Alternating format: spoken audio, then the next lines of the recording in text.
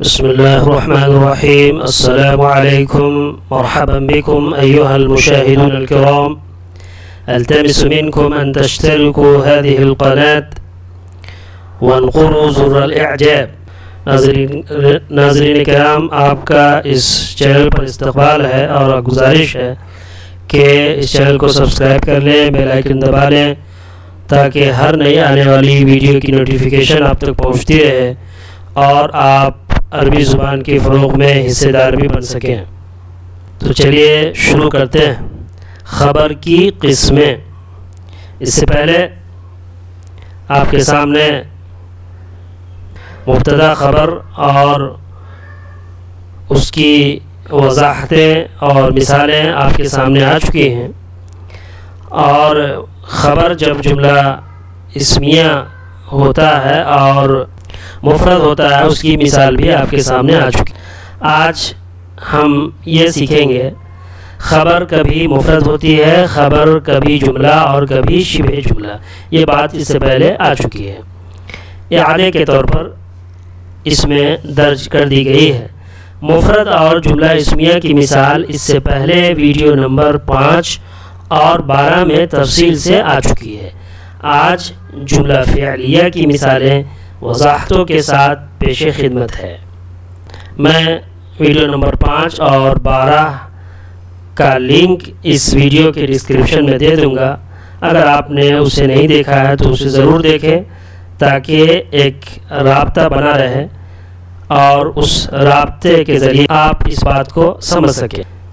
آج جملہ فعلیہ جب خبر ہوتا ہے اس کی مثالیں دیکھیں گے۔ اس مثال کو دیکھیے۔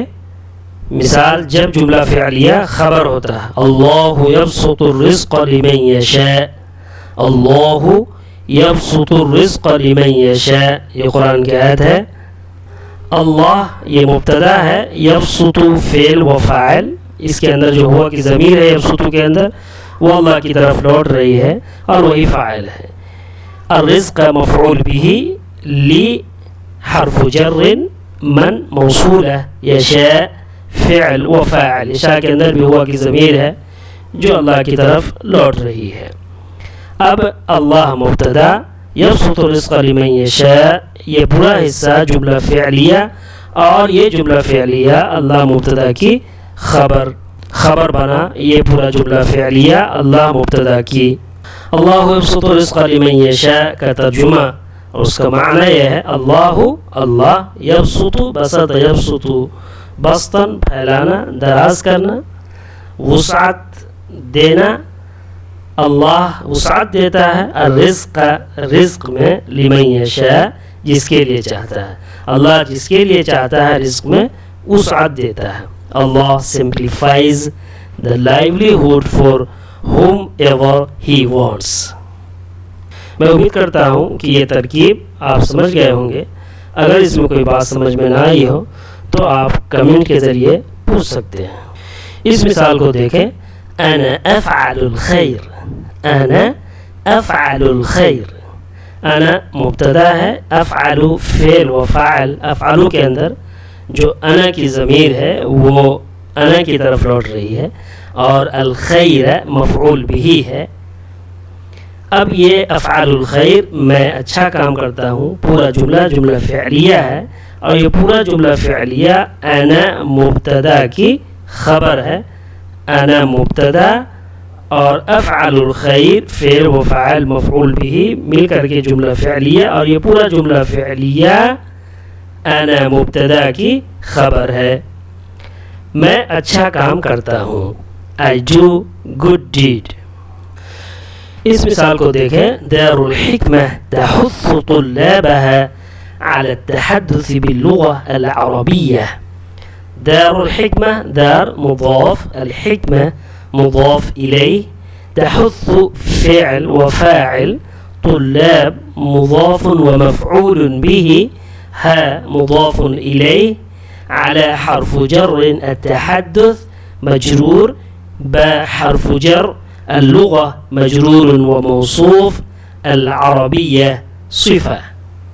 اس میں دیکھا آپ نے دار جو مضاف ہے، الحکمہ مضاف الیہ ہے، دار الحکمہ مضاف مضاف الیہ مل کر کے دارالحکمہ مضاف مضاف الیہ مل کر کے بنا مبتدا. تحث فعل و فاعل، اس کے اندر جو ہیا کی ضمیر ہے وہ دارالحکمہ کی طرف لوٹ رہی ہے.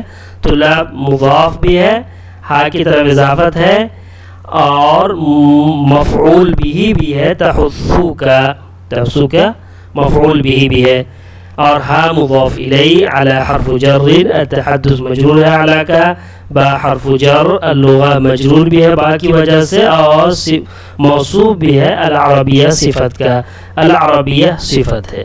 اب یہ پورا حصہ فعل فاعل مضاف مضاف الیہ مفعول بھی حرف جر متعلق وغیرہ مل کر کے جملہ فعلیہ بنا.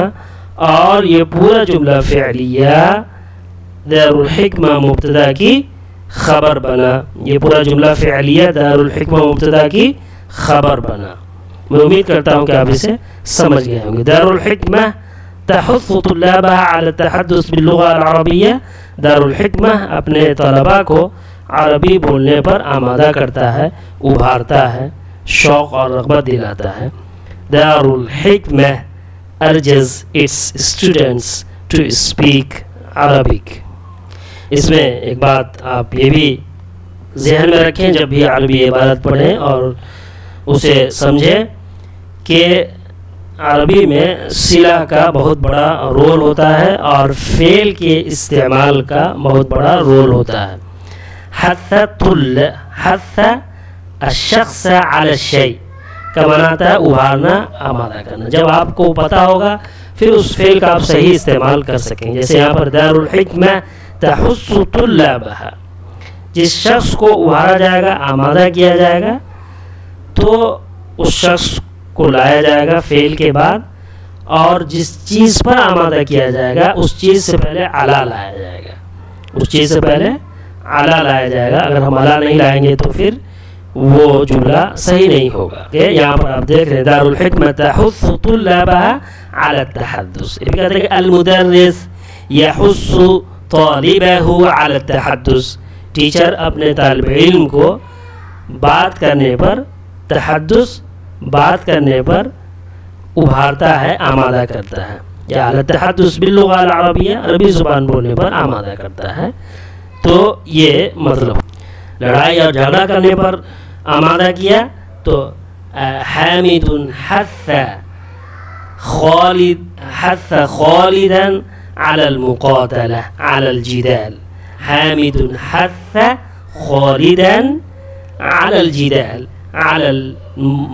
على القتال وغير ذلك. اس طرح سے ہم اس کا استعمال کریں گے. اسی طرح تحدث کے ساتھ جب ہم کوئی چیز بولیں گے تو اس سے پہلے با کا صلہ استعمال ہوتا ہے. جیسا کہ یہاں پر دیکھ رہے ہیں التحدث باللغة العربیہ. هو تحدث بطلاقہ، اس نے روانی کے ساتھ بات کی.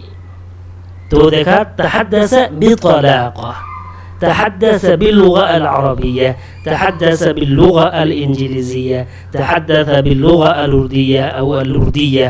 تو اس طرح سے جو زبان بولی جائے گی اس سے پہلے با کا صلہ کے ساتھ استعمال ہوگا. اور جب ہم کسی سے بات کریں گے تو پھر وہاں پر صلہ استعمال نہیں ہوگا. انا تحدثت حامدا، میں نے حامد سے بات کی. وہاں پر شخص سے بات کر رہے ہیں تو یہ استعمال ہوتا ہے اور ہوگا. بات کی، مخاطب ہوئے، وغیرہ ذالک. تو جب آپ عربی عبارت پڑھیں تو وہاں پر صلے کا خاص خیال رکھیں اور فعل کے استعمال کا پر خاص توجہ دیں، تو آپ کو اس عبارت کو سمجھنے میں آسانی ہوگی اور اچھے سے آپ اسے استعمال کر سکتے ہیں، لکھ سکتے ہیں اور بول سکتے ہیں. مع السلامہ، خدا حافظ.